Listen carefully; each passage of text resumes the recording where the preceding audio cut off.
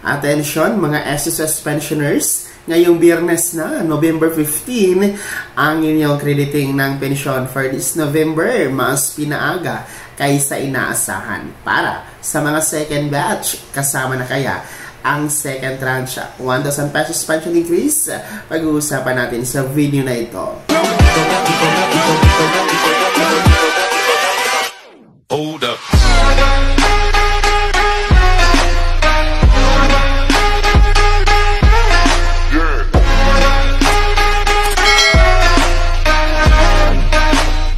Hello mga ka-vlogs! Welcome dito sa aking YouTube channel. Magandang araw po sa lahat na mga manonood. Saan po kayong dako sa mundo? Kumusta mga ka-vlogs? Well, mas maaga ang crediting pensyon ngayong Nobyembre para sa second batch dahil mangyayari yan ngayong Biyernes na, November 15. Mamaya-maya pag-uusapan natin kung kasama na rin ba kaya ang second tranche, 1,000 pesos pension increase. Pero bago ang lahat, kung bago ka pa lang dito sa aking YouTube channel, pwede kaya hindi ka pa nakasubscribe, i-click nyo muna ang ating subscribe button na nasa baba. Huwag nyo kalimutan na pindutin ang notification bell. Ilagay niyo po sa all para naman updated kayo sa lahat ng mga videos na aking i-upload. Bago po tayo magsisimula sa video na ito, nais ko lamang magpasalamat po sa nagpindot ng ating super thanks button at nagbigay ng gift. Ayan, thank you po kay Sir Mark Ayan De Leon. Saan po kayong dako sa Pilipinas o di kayo nasa abroad kayo. Ayan, maraming salamat po sir.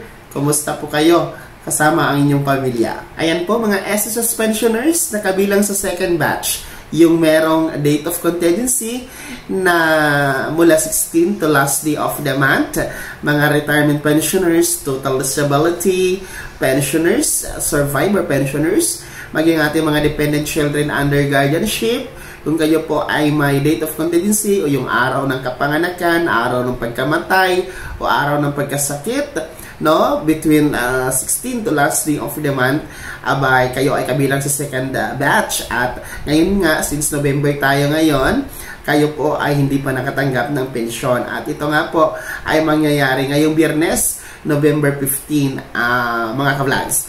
Pero, no, sa kabilang dako, ang original crediting schedule talaga ninyo is November 16. Kaya lang po, kung makikita nyo po sa inyong kalendaryo, ang November 16 po ay natapat sa araw ng Sabado. So, ibig sabihin, hindi po pwede na magkaroon ng crediting schedule ang SSS for pension.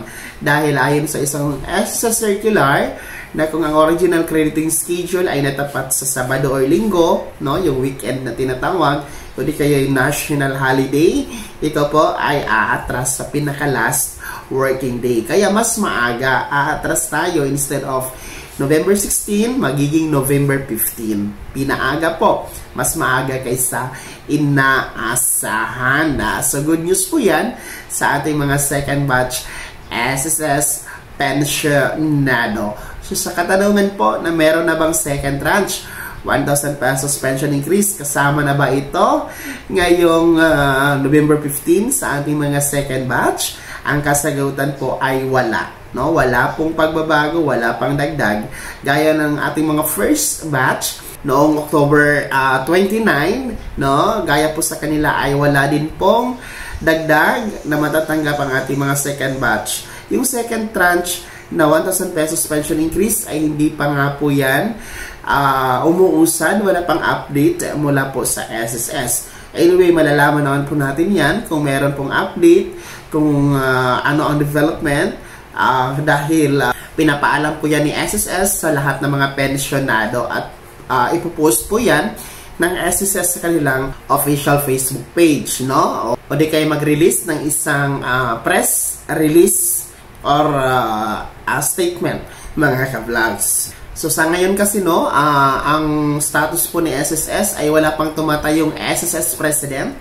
Napapalit doon sa nagbitiw. Nag-resign na SSS President na si Mr. Makasait. Kung inyo pong matatandaan, no, October 6 ay nag-resign po si Mr. Makasait bilang SSS President. At sa ngayon nga po, no, ang tumatayo mo ng mini President ng SSS ay ang OIC or Officer in Charge.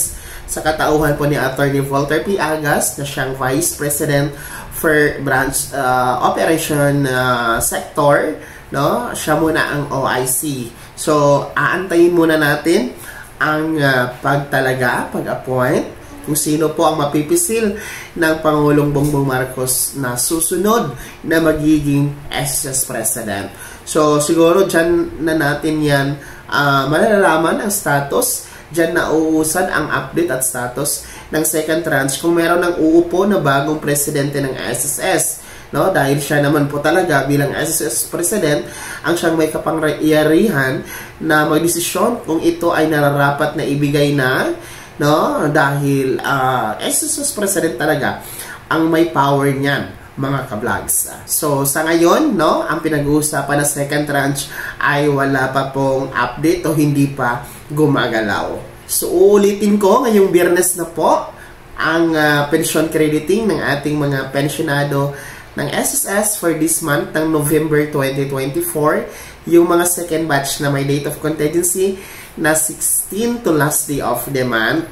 Mas pinaaga po yan. Mas maaga kasi sa inaasahan dahil, uulitin ko, ang November 16 ay natapat po sa Sabado kaya magiging November 15 advance po ang inyong crediting schedule. And uulitin ko din, ang second tranche 1,000 pesos pension increase ay wala pa po. Ibig sabihin, wala pang dagdag, walang pagbabago sa halaga na inyong matatanggap. Ngayong November 15, may second batch SSS pensioners. Kung ano po ang pensyon na inyong tinatanggap sa mga nakaraang buwan, yun pa rin po ang inyong matatanggap. Kaya naman, mga SSS pensioners, mga kabilang sa second batch, ano pang komento ninyo regarding dito sa ating balita na mas maaga kaysa inaasahan ang iyong pagtanggap ng buwan ng pensyon ngayong Nobyembre? Komento nyo na sa comment section na nasa baba, pakilakip ng inyong buong pangalan at kung taga saan kayo.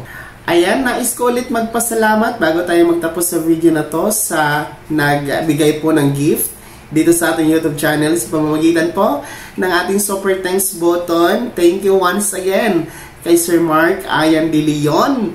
Ayan po, Sir Mark Ayan De Leon, maraming thank you po sa suporta at pagpindot po ng super thanks button na nasa baba. Bago ako magtapos sa video na to, kung gusto niyo po sumuporta sa aking YouTube channel, maaari niyo pong i-click ang ating super thanks button na nasa baba. Sa mga gusto maging miyembro, pwede po i-click po ang ating join button. Napakaraming perks dyan. Mamili kayo mga ka-vlogs. Be my member now. Sana'y naging gabay ang video na to kahit paano na pag-uusapan natin ang mga mahalagang bagay-bagay na may kinalaman sa pagiging miyembro, benepisyaryo at pensionado sa SSS. Kung hindi ka pa nakasubscribe dito sa aking YouTube channel, maaari nyo na i-click ang ating subscribe button na nasa baba. Huwag nyo kalimutan na pindutin ang ating notification bell. Ilagay nyo po sa all para naman updated kayo sa lahat ng mga videos na aking i-upload. Maaari nyo din i-like ang video na to. At kung meron ka pa mga katanungan, maaari nyo i-komento sa comment section na nasa baba. Paki-follow na din po ang aking official Facebook page na nasa screen nyo. Muli po, ako si Daniel Timpawan na nagsasabing dito sa aking YouTube channel, Pawang Katotohanan at lahat totoo lamang.